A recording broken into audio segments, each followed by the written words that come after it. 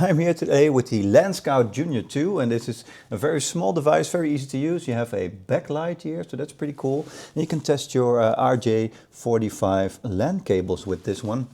So you just put one end in the top and the other end in the bottom, and then you can test if that is a good connection there. You can see which connections failed, and as you can see, it is passed now. So this cable is good. So that's pretty nice in figuring out what's wrong, which cable is wrong here in your setup if you have something like that. So you can test that. You also have a tone here that you can send over different paths there, or over two paths at the same time, so you can detect where your cable is. So that's pretty cool.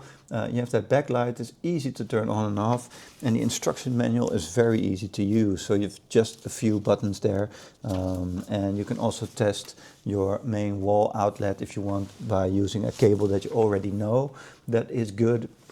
So you can test that as well. So very versatile here, and very easy to use.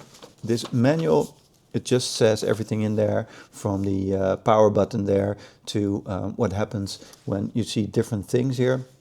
If I remove this cable, for example, and I do the test again, you can see it fails and the loop is open. So that's how you know if your cable is not correct. So very cool, very versatile, and I really recommend.